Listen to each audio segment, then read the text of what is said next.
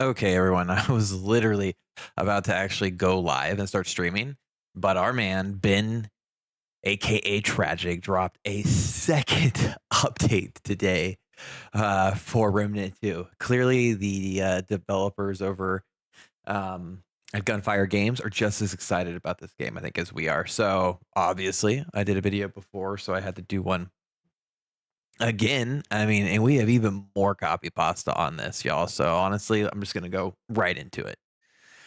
He came out and he said to defeat the biggest and baddest enemies in Remnant 2, you will need to put together builds that fit your playstyle while also delivering the damage. Obviously. Awesome. The primary method of delivering damage comes from your weapons, two firearms, a long gun and a handgun, very Remnant, and your melee weapon. And here is a quick recap to get you up to speed. First off, guns, whether long guns or handguns, there are two different categories, right? So you're going to have standard guns and your boss special guns. Your standard guns are going to be what you're most used to. These are things like the rifles, shotguns, pistols, machine guns, as he says, the standard stuff. They work like you'd expect and provide a familiar foundation for you to get into the action. Each archetype starts with two unique standard guns and a melee weapon, but those can be changed as soon as you discover or purchase new options. Each standard gun comes with a mod slot, which allows you to attach any weapon mod you've purchased or crafted. This is a key difference to remember if you've never played Remnant, because your boss and special weapons will be different. Boss weapons are going to be crafted from materials gained by defeating the bosses. Each boss probably has a certain weapon. If they do anything like they did in Remnant 1, what's really cool is depending on how you defeated the boss, every boss in the From Ashes had actually two drops. You could get a weapon or a melee weapon from the boss depending on how you defeated them. These weapons are special because they're also going to be um, defeating bosses right, while special weapons are usually rewarded after completing certain quests or objectives.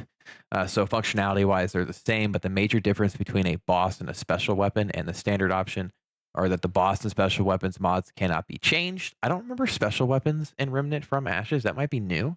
But essentially, the big difference between your standard weapon, your boss, and special weapons is going to be that the mods cannot be changed. And this is going to be because those are going to be pretty powerful. They were in Remnant. And he says here in this next paragraph that their main goal with boss and special weapons was actually to make them feel much more exotic compared to Remnant From Ashes, which is, oof, that's really cool because honestly, I thought there were some really good boss weapons from the first game.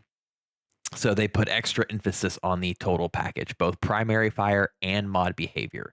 So since standard weapons are more versatile, boss and special weapons had to provide something different, giving you the open weapon mod slot on a standard weapon, so that the open mod slot on a standard weapon was worth it. So it really seems like they've really fine crafted these boss and special weapons. So I can't wait to get my hands on them. And there's a tease at the bottom, I think, for one of them. So I'll read that to y'all as well. So you might be thinking, cool, but what is a weapon mod?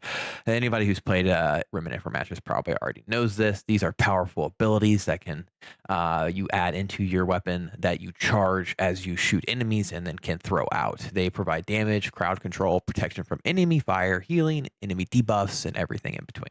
For standard weapons, picking the right weapon mod is going to be a big part of a well-rounded build. When considering boss and special weapons, you have to weigh their unique behavior against the fact that cannot swap out the mod. And this is very true of Remnant From Ashes. You had to really pay attention to the weapon you were using because you're locked in on that mod and you wanted to make sure it was really working towards your build.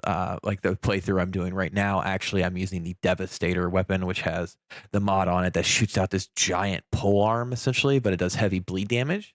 And I'm also speccing into status effects. So I kind of have like a bleed build of sorts in Remnant From Ashes. And there's a really good, this is the first game I'm talking about right now. I'm derailing here, but there's a really good gear set in that game. That's called the Slayer set, that every time you reloaded, you actually get bonus damage, and the Devastator is a single loading weapon too. So you can kind of see how that was playing into my build. I'll be streaming it live actually right after I finish this. So we will be live tonight if you want to see that. Anyways, let's go back to this tweet.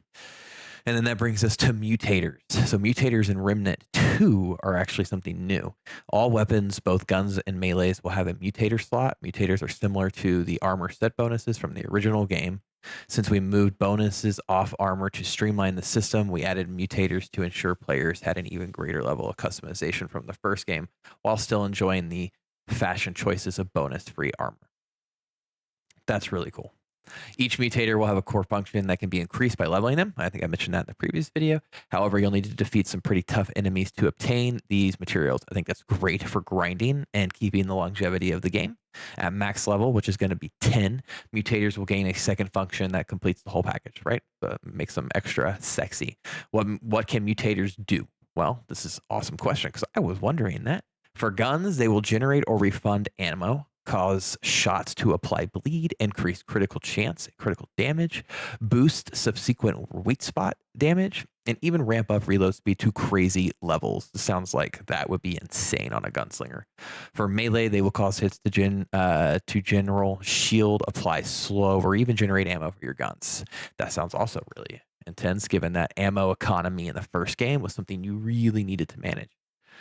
Of course, these are just a few of the many bonuses that mutators can bestow. And oh yeah, there are more mutators in Remnant 2 than there were armor set bonuses in Remnant 1. Awesome. In closing, we've already talked about the many ways to customize your build and playstyle.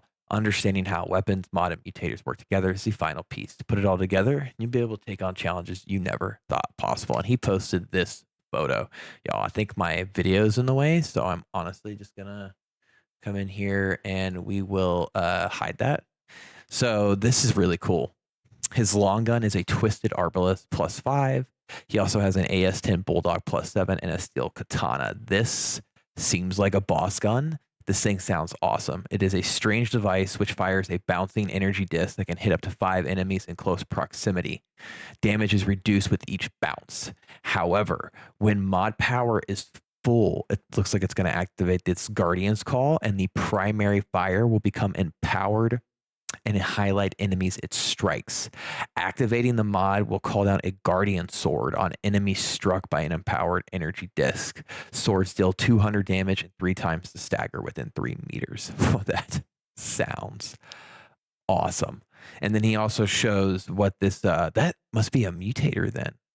Oh no, I'm sorry. This is the mutator. So his mutator on it is the Slayer +3, which is reloading will increase the damage of this weapon's next shot by 13% in last 3 seconds. And you can see kind of in the bottom here, grayed out, that at level 10, it will increase the reload speed by 15%. So that's really cool. His AS-10 Bulldog, he's rocking Hotshot because who wouldn't? Which of course is going to imbue the ammunition with fire and increase range damage by 15% for 20 seconds, and they will apply burning. So that's like a status effect mod right there. It's in the first game. I really like that mod. His mutator on this is Bandit.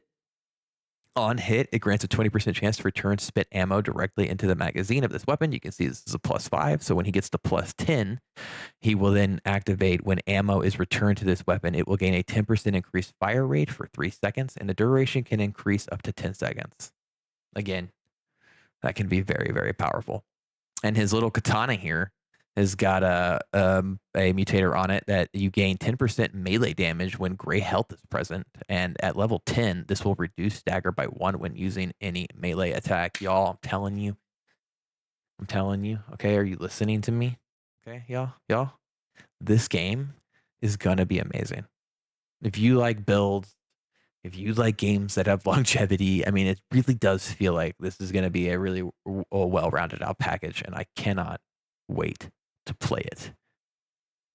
Ben, thank you for these updates today. Everyone else, please like and subscribe. Follow me. Let's talk. Come play with me. That sounded weird. Thank you all so much for the love today. We've grown a lot, and I'm really excited to keep doing this. So please hit that like button, follow, hit the bell, subscribe, all that noise. And until next time, later.